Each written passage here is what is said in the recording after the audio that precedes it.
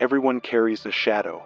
The less it embodies in the individual's conscious life, the darker and denser it is. If an inferiority is conscious, one always has a chance to correct it. But if it is repressed and isolated from consciousness, it never gets corrected.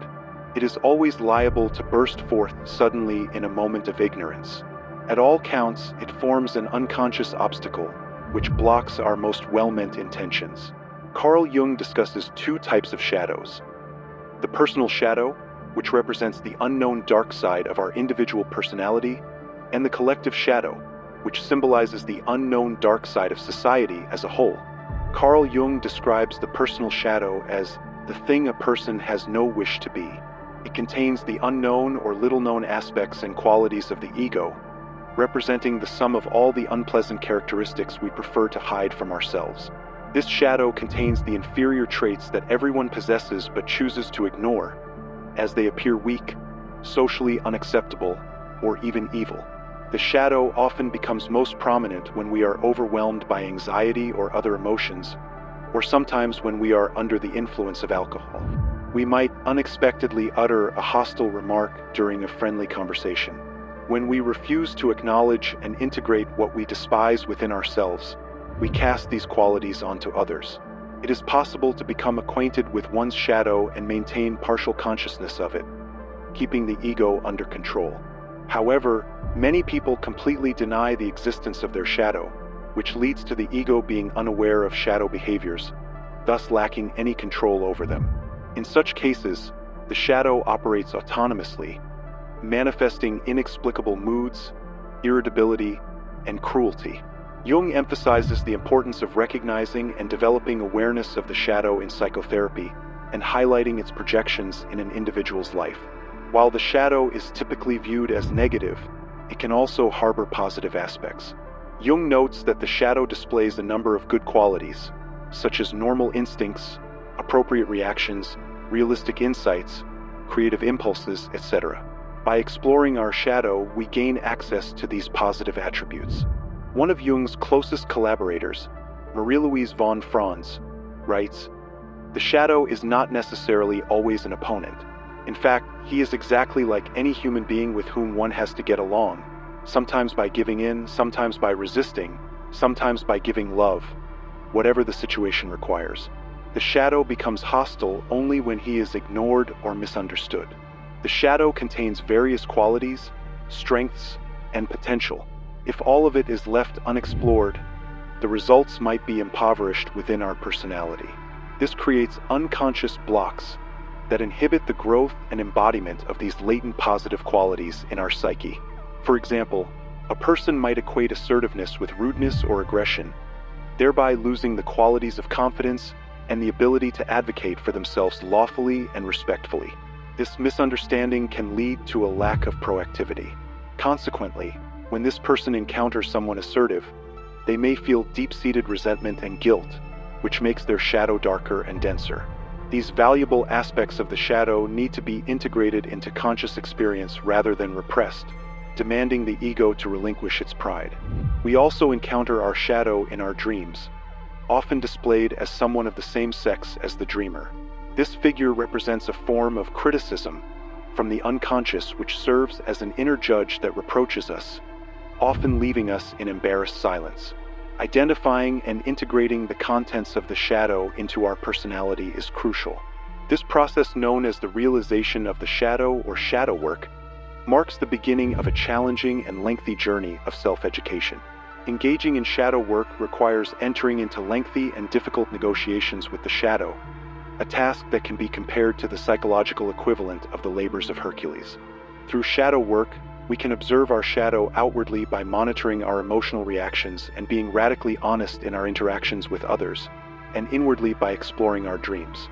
This practice allows us to become enlightened and reduces the shadow's destructive potential. Instead of waging war against the darkness, we bring the darkness to the light and the light to the darkness. Jung encapsulates this idea by stating, "There is no light without shadow and no psychic wholeness without imperfection. The goal is not to strive for perfection but for the wholeness of personality." The lifelong process of individuation creates a balance between the conscious and unconscious realms, aligning the ego with the self, the totality of one's personality. Confronting our shadow, which may be scary or dark, will ultimately bring relief through the discovery of truth. This discernment of truth is a process of authenticity, involving a particular excavation into the depths of our being to explore possibilities and limitations, distortions, and the buried and often forgotten parts of ourselves and our abilities. Most people, however, are too indolent to think deeply even about the moral aspects of their behavior of which they are conscious, let alone consider how the unconscious affects them. The shadow can also contain factors that originate from the outside of an individual's personal life, which leads us to encounter the collective shadow.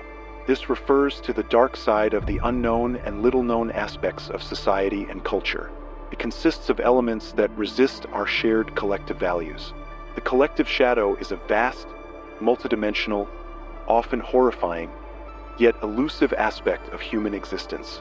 It contains the immense harm inflicted by humans upon each other and the natural world, as well as the enduring aftereffects of such harm across generations. We see the collective shadow in the projection of darkness and inferiority, in violence and oppression, in the invisibility of ongoing suffering, and in the denial of present responsibility. While collective shadow material may be acted out brutally in wars, massacres, and genocides, it can also hide under seemingly innocent activities, such as the imposition of particular languages or cultural norms, a reality reminiscent of Orwellian dystopias and one we continue to experience today. As with all shadow material, whether individual or collective, its existence and influence can be pervasive yet subtle.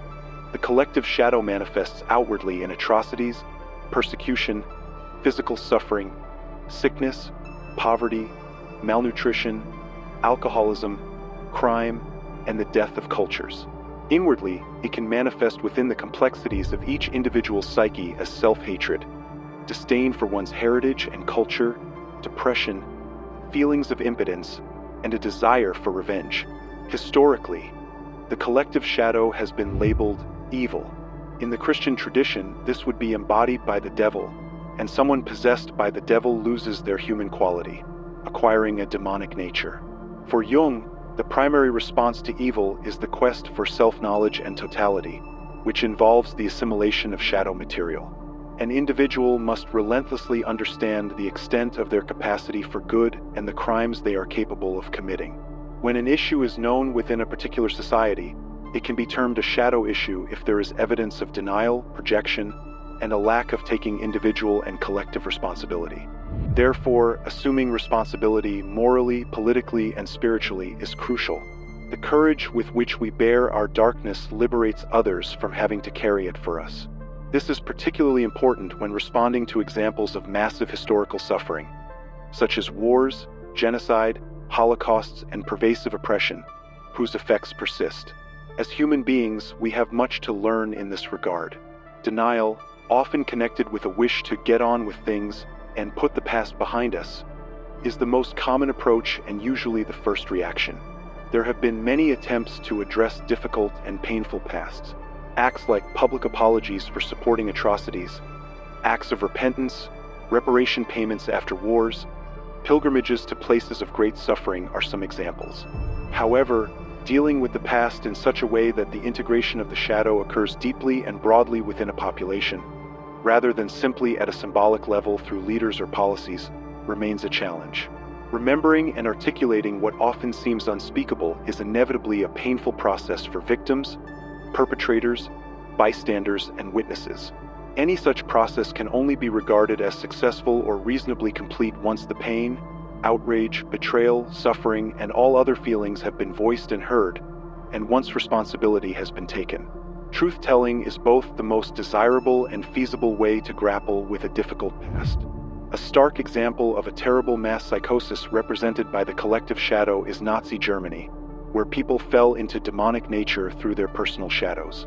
In this sense, the personal shadow acts as a bridge to the collective shadow.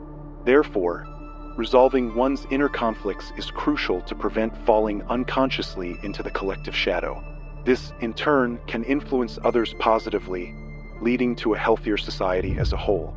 If we practice mindfulness, we will know how to look deeply into the nature of war.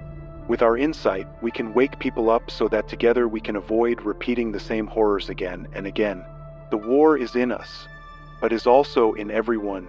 Everything is ready to explode, and we are all co-responsible.